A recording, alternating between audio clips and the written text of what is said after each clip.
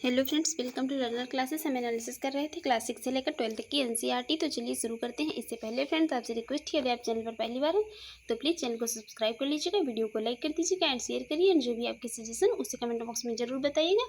Video की PDF video के description box में दे दी गई है, वहाँ पर जाकर आप इसकी पीडीएफ डाउनलोड कर सकते हैं। आज हम देखेंगे तत्वों का आवर्ती वर्गीकरण, periodic classification of element topic से बनने वाले क्वेश्चन को देखते हैं। पहला क्वेश्चन है यहाँ पर, उत्कृष्ट गैसों को आवर्त सारणी के किस वर्ग में रखा गया है? तो इसको किस वर्ग में रखा गया है? इसको रखा गया है वर्ग 18 में। वर्ग 18 में उत्कृष्ट गैसों की आवर्त सारणी को जो है रखा, उत्कृष्ट गैसों को आवर्त सारणी के वर्ग 18 में वर्ग या 18 में रखा गया है। हाइड्रोजन परिवार की इलेक्ट्रॉन बंधुता घटने का क्रम क्या है? इसका घटने का क्रम कुछ इस प्रकार है। सबसे पहले FCl, फिर Br, फिर I। देखते हैं नेक्स्ट है, पृथ्वी पर सबसे कम पाई जाने वाली धातु कौन सी है? पृथ्वी पर सबसे कम पाई जाने वाली धातु है एस्टेटीन। पृथ्वी पर सबसे कम पाई जाने वाली धातु जो है वो है एस्टेटीन। आवर्त सारणी के किस वर्ग में सर्वाधिक गैसीय तत्व है? ये किसमें है? शून्य वर्ग में। सभी गैसें अक्रिय गैसें एक क्या होती हैं? एक परमाणविक तत्व है। शून्य वर्ग में सर्वाधिक गैसीय तत्व है और सभी गैसें अक्रिय गैसें व एक परमाणविक तत्व है। जब किसी परमाणु के बाह्यतम कोश में एक इलेक्ट्रॉन जोड़ा जाता है, जब किसी परमाणु के बाह्यतम कोश में एक इलेक्ट्रॉन जोड़ा जाता है तो मुक्त ऊर्जा इलेक्ट्रॉन बंधुता कहलाती है। जो ऊर्जा मुक्त होती है उसे इलेक्ट्रॉन बंधुता कहते हैं। सर्वाधिक घनत्व वाला तत्व कौन सा है? ये है ऑस्मियम। ऑस्मियम तो जो है ये सर्वाधिक घनत्व वाला है। आवर्त सारणी में हाइड्रोजन का कोई निश्चित स्थान न होने का क्या कारण है? इसका रीजन यही है कि हाइड्रोजन का क्षार धातुओं व हाइड्रोजन दोनों से समानता रखना। हाइड्रोजन जो होता है तो ये एसिड और बेस, एसिड और हाइड्रोजन दोनों से जो है समानता रखता है, इसी कारण इसका आवर्त सारणी में कोई स्थान निश्चित नहीं है। तत्वों का कौन सा समूह रेडियो सक्रिय समूह कहलाता है? ये एक्टिनाइड समूह। एक्टिनाइड ग्रुप्स जो है तो ये रेडियो सक्रिय समूह कहलाते हैं, रेडियो एक्टिव ग्रुप कहलाते हैं। अधिकतम कृत्रिम तत्व किस समूह में रखे गए हैं? एक्टिनाइड ग्रुप में। अधिकतम कृत्रिम तत्व एक्टिनाइड समूह में रखे गए हैं। अब बात करेंगे आवर्त सारणी में तत्वों के गुणों की। सबसे पहले इसके गुण की बात कर लेती हैं। परमाणु का आकार, तो वर्ग में क्या है? वर्ग में ऊपर से नीचे आने पर यह बढ़ता है और आवर्त सारणी में बाएं से दाएं जाने पर क्या होता है? ये घटता है परमाणु का आकार। विद्युत धनात्मकता बढ़ती है और यहाँ पर घटती है। आयनन ऊर्जा होती है, यहाँ पर घटती है वर्ग में ऊपर से नीचे आने पर, और बाएं से दाएं जाने पर क्या होती है? बढ़ती है। विद्युत ऋणात्मकता घटती है और आवर्त में बाएं से दाएं जाने पर क्या होती है? बढ़ती है। इलेक्ट्रॉन बंधुता जो है ये घटती है और ये जो है बढ़ती है। यहाँ पर देखते हैं नेक्स्ट है, किस ब्लॉक में धातु, अधातु व उपधातु सभी प्रकार के तत्व पाए जाते हैं? ये धातु, अधातु और उपधातु सभी प्रकार के तत्व पाए जाते हैं किसमें? बी ब्लॉक में। आंतरिक संक्रमण तत्व क्या है? ये लैंथेनाइड और एक्टिनाइड श्रेणी के जो एलिमेंट हैं ये आंतरिक संक्रमण तत्व कहलाते हैं। आवर्त सारणी में तत्वों को किस प्रकार व्यवस्थित किया गया है? ये व्यवस्थित किया गया है बढ़ते हुए परमाणु क्रमांक में। आधुनिक आवर्त सारणी में तत्वों को बढ़ते हुए परमाणु क्रमांक के रूप में जो है व्यवस्थित किया गया है। आवर्त सारणी के ऊर्ध्वाधर स्तंभों को क्या कहते हैं? इन्हें वर्ग कहते हैं। देखते हैं नेक्स्ट है, तत्वों से संबंधित यहाँ पर कुछ मेन पॉइंट्स हैं, उनकी बात कर लेते हैं। कुल तत्व जो है कितने हैं? 118 हैं। प्रकृति में प्राप्त तत्व कितने हैं? 94 हैं। कृत्रिम विधि से निर्मित तत्व है 24। धातु तत्वों की संख्या कितनी है? इनकी है 91। अधातु तत्वों की संख्या है 20। उपधातु तत्वों की संख्या 7 है। भूपर्वती में सबसे अधिक मात्रा में पाया जाने वाला तत्व है वो है ऑक्सीजन। भूपर्वती में सबसे अधिक मात्रा में पाया जाने वाला धातु तत्व कौन सा है? ये एल्यूमिनियम है। सबसे हल्का तत्व है हाइड्रोजन। सबसे भारी ऑस्मियम। सबसे हल्की धातु क्या है? ये लिथियम है। द्रव धातु तत्व कौन है? पारा है। द्रव अधातु तत्व वो ब्रोमीन है। विद्युत की सबसे अच्छी सुचालक धातु जो है तत्व कौन है? वो चांदी है। विद्युत की सुचालक अधातु तत्व ग्रेफाइट है। सबसे अधिक आघात वर्धनीय तत्व है वो सोना है। सोने को जो है सर्वाधिक, सोना ऐसा धातु है जिसको जो है सबसे अधिक जो है पीट कर या इसे बढ़ाया जा सकता है। इसे मतलब इसकी सबसे पतली झिल्ली बनाई जा सकती है, चादर कुछ भी इसका बनाया जा सकता है सोने का, इसलिए ये क्या है, सबसे अधिक आघात वर्धनीय तत्व है। सबसे अधिक क्रियाशील धातु तत्व है वो फ्लोरीन है। सबसे अधिक क्रियाशील धातु तत्व है वो सीजियम है। सर्वाधिक आयनन विभव वाला तत्व है हीलियम। सर्वाधिक आयनन विभव वाला तत्व हीलियम है। न्यूनतम आयनन विभव वाला तत्व सीजियम है। सर्वाधिक इलेक्ट्रॉनिक प्राप्ति वाला तत्व क्लोरीन है। सर्वाधिक विद्युत ऋणात्मक तत्व कौन सा है, फ्लोरीन है। और सबसे प्रबल ऑक्सीकारक पदार्थ जो है वो भी फ्लोरीन ही है। मानव शरीर में सर्वाधिक मात्रा में पाया जाने वाला तत्व ऑक्सीजन है। ऑक्सीजन मानव शरीर में सर्वाधिक पाई जाती है। मिट्टी के तेल में रखा जाने वाला तत्व सोडियम है। हड्डियों एवं दांतों का निर्माण करने वाला तत्व कैल्शियम है। देखते हैं नेक्स्ट। मेंडलीव के अनुसार तत्वों के गुण आवर्ती फलन होते हैं। ये किसके होते हैं, परमाणु भार के। मेंडलीव के अनुसार तत्वों के आवर्ती फलन होते हैं परमाणु भार के। तत्वों के वर्गीकरण से संबंधित त्रिक के नियम का प्रतिपादन किसने किया था, ये किसने किया था, ये डोबो राइनर ने किया था। डोबो राइनर ने तत्वों के वर्गीकरण से संबंधित एक त्रिक नियम था, इसका प्रतिपादन किया था।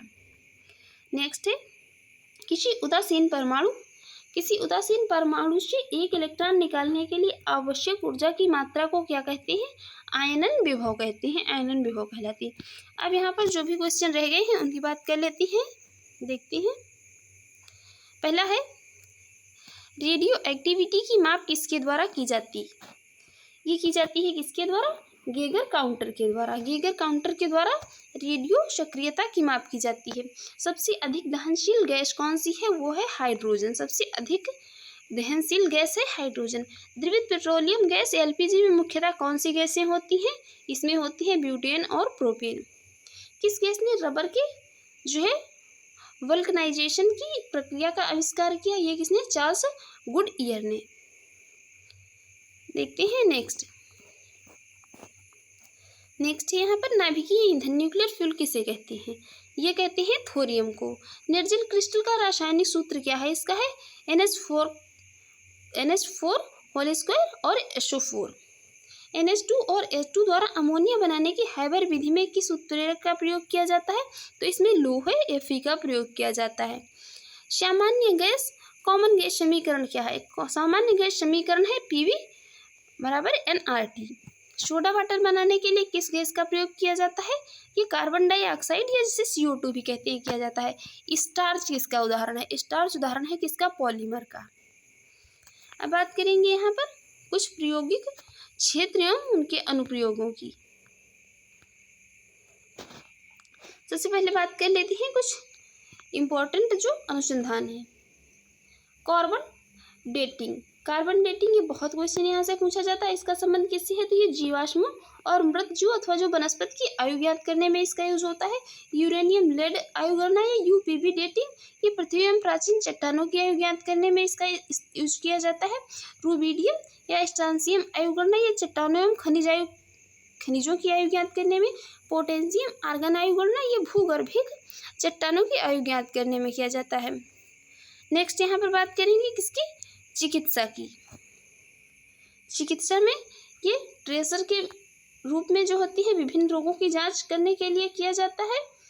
इसमें किसकी जांच की जाती है, किसमें, ट्यूमर की जांच, थायराइड ग्रंथि की सक्रियता की जांच, जो अल्परक्तता जो कि क्षय रोग है जिसे TB कहते हैं, इसकी जांच, अंगों की संरचना के अध्ययन में और रक्त प्रवाह के वेग मापने में, कैंसर के उपचार में, ट्यूमर को नष्ट करने में, अस्थि रोगों के उपचार में यूज किया जाता है। इसमें किसका, इसमें ट्यूमर की जांच में आर्सेनिक 74 का यूज किया जाता है। थायराइड ग्रंथि की सक्रियता की जांच करने में किसका, आयोडीन 131 का। क्षय रोग TB की जांच करने में फ्लोरीन 59 का। अंगों की संरचना के अध्ययन में किसका, टेक्टिनियम 99 का किया जाता है। रक्त प्रवाह का वेग मापने में सोडियम का।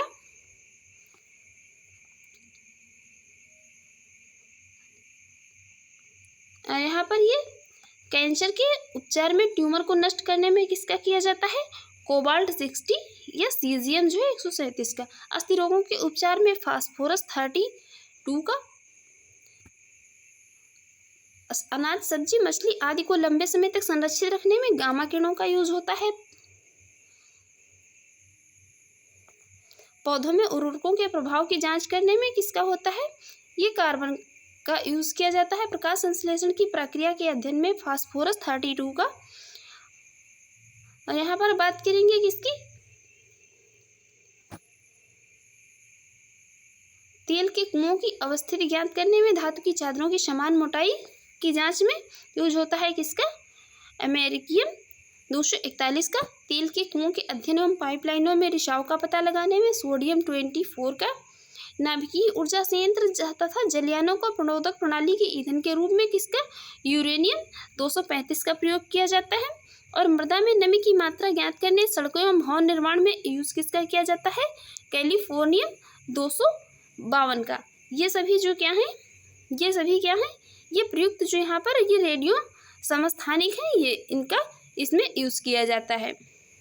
देखते हैं नेक्स्ट, यहाँ पर जो ये कार्बन आयु गणना में किया जाता है, तो यहाँ पर कार्बन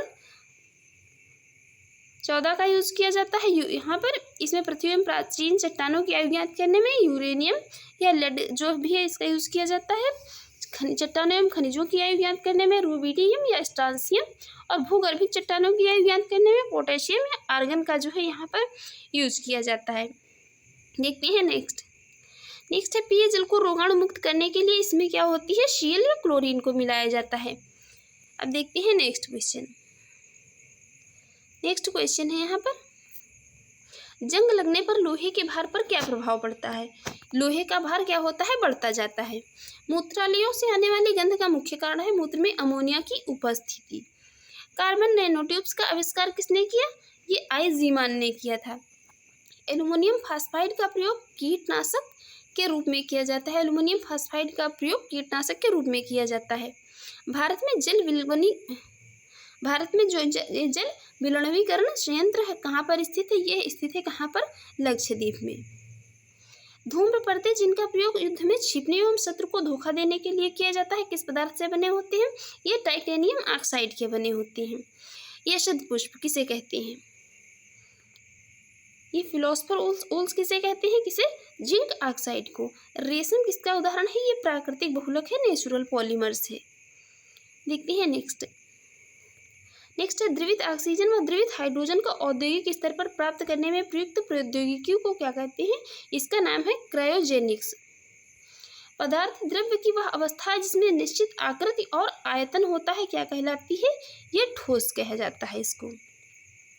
पोटेशियम नाइट्रेट KNO3 का प्रयोग मुख्यतः किस पदार्थ के निर्माण में होता है? इसका होता है उर्वरक के निर्माण में। देखते हैं नेक्स्ट क्या है। नेक्स्ट है सूर्य का निर्माण मुख्यतः किस तत्व से हुआ है? सूर्य का निर्माण हुआ है किससे? हाइड्रोजन से। साबुन बनाने में किस पदार्थ का यूज किया जाता है? वनस्पति तेल का। गोबर गैस का मुख्य घटक है CH4 मीथेन। सिलिकेट एवं सिलिका ऑफ मैग्नीशियम के रूप में जाना जाता है। प्रचुर मात्रा में पृथ्वी के किस भाग में पाया जाता है? ये भूपर्पटी या क्रस्ट में पाया जाता है। सिलिकेट या जिसको क्या कहते हैं? Silica of magnesium. पृथ्वी के वायुमंडल में कौन सी गैस पर्याप्त मात्रा में पाई जाती है? ये पाई जाती है कौन? नाइट्रोजन। हरा कशिश का रासायनिक नाम क्या है? इसका फेरस सल्फेट कहते हैं इसको। नेक्स्ट है वह गुण जिसके कारण एक ही तत्व के कई रूपों में जो है पाया जाता है, ये क्या कहलाती है? ये कहलाती है एलोट्रोपी या अपरूपता जिसे कहते हैं। चार्ल्स का नियम पदार्थ के किन गुणों के मध्य संबंधों को व्यक्त करता है? तो ये आयतन तथा तापमान के। CNG का पूर्ण रूप क्या है? CNG अभी इसके पहले जो 2022 का PET का एग्जाम हुआ था, ये क्वेश्चन उसमें पूछा गया था, तो इसका है compressed natural gas. Compressed natural gas CNG का पूर्ण रूप है। न्यूक्लियर रिएक्टर का निर्माण सर्वप्रथम किसने किया था? ये एनरिको फर्मी ने किया था। रेडियो सक्रियता की खोज किसने की थी? ये हेनरी बेक्वेरेल ने की थी वर्ष 1896 में। अब बात कर लेते हैं यहाँ पर कुछ महत्वपूर्ण जो सब इम्पोर्टेंट जो पॉलीमर्स हैं। पहले देखेंगे पॉलीमर्स को देखेंगे और उनसे जो उनके इम्पोर्टेंट यूज़ हैं उनको। नायलॉन 6 का यूज होता है रेसे, प्लास्टिक, टायर, रस्सी बनाने में। नायलॉन जो 66 है, 66 का यूज होता है ब्रश, संश्लेषित रेसे, पैरासूट, रस्सी तथा दरी बनाने में। बैकेलाइट का यूज किया जाता है गियर सुरक्षा परत तथा विद्युत उपकरण बनाने में। मेलामाइन, फॉर्मेल्डिहाइड, प्लास्टिक के रेसिन, बर्तन बनाने में इसका इस्तेमाल होता है। पॉलीएक्रिनोनाइट्राइल, इसका यूज किया जाता है संश्लेषित रेसे तथा संश्लेषित ऊन बनाने में। स्टाइरीन, ब्यूटाडाइन रबर का इस्तेमाल होता है ऑटोमोबाइल, टायर तथा चप्पल बनाने में। नाइट्राइल रबर सील बनाने में, टैंक के स्तर बनाने में इसका इस्तेमाल किया जाता है। नेक्स्ट है पॉलीएथाइल एक्राइलेट। पॉलीएथाइल एक्राइलेट फिल्म बनाने में, घर के पाइप तथा कपड़े बनाने में। टेरिलीन रेसे, बेल्ट तथा तार तथा टेंट बनाने में। गिलंटल प्लास्टिक तथा पेंट बनाने में। पॉलीथीन विद्युत रोधक पैकिंग तथा घरों तथा प्रयोगशाला में इसका यूज होता है। पॉलीस्टाइरीन जो है ये विद्युत रोधक पैकिंग पदार्थ, खिलौने तथा घरेलू वस्तुएं बनाने में। Polyvinyl chloride raincoat, bag, vinyl, फर्श, चमड़े के कपड़े आदि में इसका यूज होता है। टेफ्लॉन विद्युत रोधक तथा खाने के बर्तनों के लेपन में इसका यूज किया जाता है। देखते हैं नेक्स्ट है बायोडीजल के निर्माण में जेट्रोफा, सरसों, जोजोबा, अलसी आदि का प्रयोग किया जाता है। किसमें? बायोडीजल के निर्माण में। देखते हैं नेक्स्ट क्वेश्चन है किस ईंधन का ऊष्मीयमान सर्वाधिक होता है? ऊष्मीयमान सर्वाधिक होता है किसका? ये हाइड्रोजन का होता है। हाइड्रोजन का ऊष्मीयमान सर्वाधिक होता है। सड़कों पर प्रकाश के लिए सोडियम वाष्प लैंप का प्रयोग इसलिए किया जाता है क्योंकि इनका प्रकाश एकवर्णीय पीली रोशनी होती है और जो पानी की बूंदों से क्या होता है गुजरने पर विभक्त नहीं होती है। ये बारिश में भी जो है विभक्त नहीं होती है, इसलिए यहाँ पर ये जो भी सोडियम वाष्प लैंप होती हैं उनका प्रयोग किया जाता है सड़कों पर प्रकाश के लिए। नेक्स्ट है फोटोग्राफी में किस रासायनिक यौगिक का प्रयोग किया जाता है? तो AgBr सिल्वर ब्रोमाइड जिसको कहते हैं। यूरिया में नाइट्रोजन लगभग कितने परसेंट होता है? तो ये कितना 47%, 47%। तंबाकू में कौन सा विषाक्त पदार्थ पाया जाता है? ये पाया जाता है निकोटीन जिसे कहते हैं। पीईएम किसका संक्षिप्त रूप है? तो ये प्रोटीन एनर्जी मोल न्यूट्रिशन का। प्रोटीन एनर्जी मोल न्यूट्रिशन जो है इसका ये पूर्ण रूप है। जल का क्वथनांक अधिक क्यों होता है? इसके अणु हाइड्रोजन बंध से बंधे होते हैं, इसी कारण जो है जल का क्वथनांक क्या होता है? जल का बॉइलिंग पॉइंट अधिक होता है। नेक्स्ट है मच्छर रोधी कॉइल में पाइरेथ्रिन, एलेथ्रिन आदि रसायन का प्रयोग किया जाता है। ये एक बीजीय पौधे से प्राप्त किए जाते हैं सभी केमिकल जो होते हैं।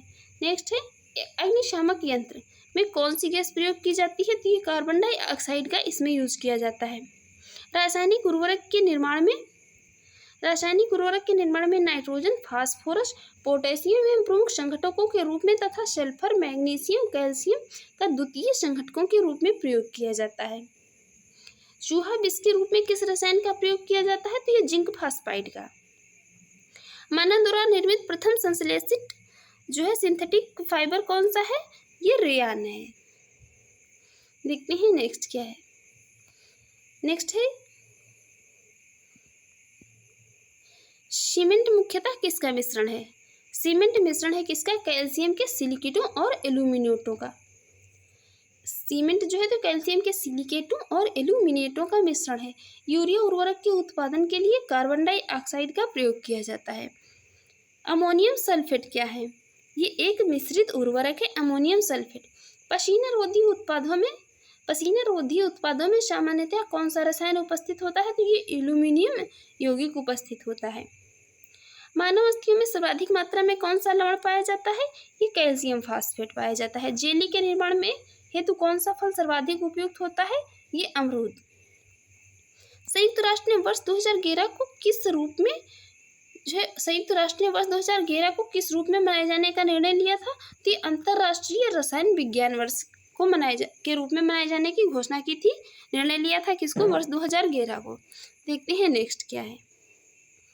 यहाँ पर बात कर लेते हैं पहले कुछ जो पादप की वृद्धि हेतु आवश्यक पोषक तत्व होते हैं। पहला होता है hydrogen, calcium, oxygen, manganese, nitrogen, carbon, phosphorus, potassium, zinc, magnesium, sulphur, iron, copper, boron, molybdenum और क्लोरीन जो है तो ये क्या होते हैं, पादपों की वृद्धि हेतु आवश्यक पोषक तत्व होते हैं।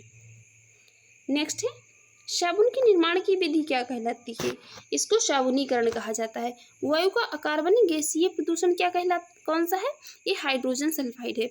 डीजल की गुणवत्ता किसके द्वारा प्रदर्शित की जाती है, तो ये सीटीएन संख्या के द्वारा प्रदर्शित की जाती है। अब बात कर लेते हैं कांच को रंग प्रदान करने वाले पदार्थों की। कांच को कौन कौन से जो है पदार्थ कौन कौन सा रंग प्रदान करते हैं देख लेते हैं। पहला है पोटेशियम डाइक्रोमेट, ये कांच को हरा पीला रंग प्रदान करता है। क्यूप्रस लवण ये लाल, कैडमियम सल्फाइड जो है ये नींबू जैसा पीला रंग, कार्बन ये करुआ रंग देता है किसको, कांच को। कोबाल्ट ऑक्साइड ये गहरा नीला, सोडियम क्रोमेट या फेरस ऑक्साइड हरा। कांच का जो भी हरा रंग होता है तो वो सोडियम क्रोमेट या फेरस ऑक्साइड की उपस्थिति के कारण ही होता है। नेक्स्ट देखते हैं, नेक्स्ट है ये सिलोनियम ऑक्साइड। सिलोनियम ऑक्साइड नारंगी रंग देती है कांच को। फेरिक नारंगी लाल रंग, फेरिक लवण या सोडियम यूरेनेट ये देती है प्रदीप्तिशील पीला। गोल्ड क्लोराइड या पर्पिल ऑफ कासियस तो ये रूबी जैसा लाल रंग प्रदान करती है कांच को। क्यूप्रस ऑक्साइड कैडमियम सल्फाइड ये कैसा चटक लाल रंग प्रदान करती है। क्यूप्रिक लवण ये पीकॉक या मतलब मोर के रंग का जो भी कलर होता है ये कांच को प्रदान करती है। देखते हैं नेक्स्ट है भूपर्पटी में सर्वाधिक मात्रा में ऑक्सीजन पाई जाती है जो कि कितनी 46.86% पाई जाती है, तथा सिलिकॉन जो है तो ये 27.72% की उपस्थित रहती है किसमें, क्रस्ट में। देखते हैं नेक्स्ट है यहाँ पर बात कर लेते हैं कुछ प्रमुख थर्मोप्लास्टिक की और उनकी यूज की। पॉलीएथिलीन या पॉलीथीन, इसका यूज किया जाता है पाइप, कुर्सी, मेज, थैले, बोतल, खिलौने आदि के निर्माण में। पॉलीविनाइल क्लोराइड या जिसे पीवीसी ये जलापूर्ति के पाइप, बैग, खिलौने, रक्त रखने वाले बैग आदि के निर्माण में इसका यूज किया जाता है। पॉलीस्टाइरीन या स्टाइरीन ये खाना रखने वाले कंटेनर, खाने की प्लेटों, सीडी केस, रेडियो एवं टीवी कैबिनेट आदि के निर्माण में इसका यूज होता है। ल्यूसाइड एक्रिलिक ग्लास या एक्रिलाइट, इसका कांच के स्थान पर प्रयोग किया जाता है और कॉन्टैक्ट लेंस के निर्माण में भी इसका यूज होता है। टेफ्लॉन जो है तो ये नॉन स्टिक बर्तनों, गैस्केट आदि के निर्माण में इसका यूज किया जाता है। देखते हैं नेक्स्ट है द्रवित पेट्रोलियम गैस एलपीजी का उपयोग किस रूप में किया जाता है, तो ये मुख्य रूप से खाना पकाने और वाहनों के ईंधन के रूप में इसका यूज किया जाता है। पोटेशियम ब्रोमाइड केबीआर पदार्थ का शांतिकारक औषधि के रूप में इसका यूज किया जाता है, किसका, केबीआर का। देखते हैं नेक्स्ट है घरेलू गैस के सिलेंडरों में गैस के रिसाव का पता लगाने के लिए कौन सा पदार्थ मिलाया जाता है, ये मिलाया जाता है क्या, एथिल मरकैप्टन। नेक्स्ट है कौन से ईंधन में सबसे कम पर्यावरण प्रदूषण होता है, ये किस में होता है, हाइड्रोजन में। किसका प्रयोग जो है इसमें नोदक या रॉकेटों में ईंधन के रूप में किया जाता है, तो ये द्रव हाइड्रोजन और प्लस द्रव ऑक्सीजन का किया जाता है। नेक्स्ट है बायोगैस को किस अन्य नाम से जाना जाता है, तो बायोगैस को जाना जाता है अन्य नाम से जिसे कहते हैं गोबर गैस। पारा या जिसे मरकरी कहते हैं धातु सामान्य ताप पर क्या होती है, द्रव अवस्था में होती है। किस वैज्ञानिक ने गोबर गैस प्रणाली का आविष्कार किया था, तो ये सीवी देसाई जो थे इन्होंने किया था। जेट्रोफा नामक वनस्पति से किस ईंधन का निर्माण किया जाता है, इससे बनता है बायोडीजल। क्लोरीनन क्या है, ये संदूषित जल में क्लोराइडों को थोड़ी मात्रा में मिलाना है जिसे कहते हैं क्या, क्लोरीनन। नेक्स्ट है आवश्यक तेलों में कौन सा पदार्थ पाया जाता है, ये पाया जाता है इसमें क्या, आवश्यक तेलों में पाया जाता है टर्पिनोइड पाया जाता है। देखते हैं नेक्स्ट है यहाँ पर ऑक्टेन संख्या के लिए किस यौगिक का मान न्यूनतम होता है, तो ये हेप्टेन के लिए जो है क्या होता है, यौगिक का मान न्यूनतम होता है। मिट्टी के तेल के क्वथनांक को 150 डिग्री सेंटीग्रेड से लेकर 300 डिग्री सेंटीग्रेड ताप परिसर द्वारा क्या किया जाता है, प्रदर्शित किया जाता है मिट्टी के तेल के क्वथनांक को। धातु की शुद्धता का निर्धारण किसकी सहायता से किया जा सकता है? ये किसकी सहायता से? आर्किमिडीज के सिद्धांत के द्वारा। संक्षारण किस प्रकार की अभिक्रिया है? रेडॉक्स अभिक्रिया है क्या? संक्षारण। वह कौन सा कार्बनिक यौगिक है जिसे तांबे के तार में गर्म करने पर रंग की जो है वह कौन सा कार्बनिक यौगिक है जिसे तांबे के तार पर में गर्म करने पर क्या होती है? रंग की लो निकलती है। ये है क्या? क्लोरोबेंजीन। किस परमाणु के लिए प्लम पुडिंग मॉडल किसके द्वारा प्रस्तुत किया गया था? ये जे थॉम्सन के द्वारा प्रस्तुत किया गया था। सीमेंट को शीघ्र जमने से बचाने के लिए उसमें क्या मिलाया जाता है? इसमें मिलाया जाता है जिप्सम।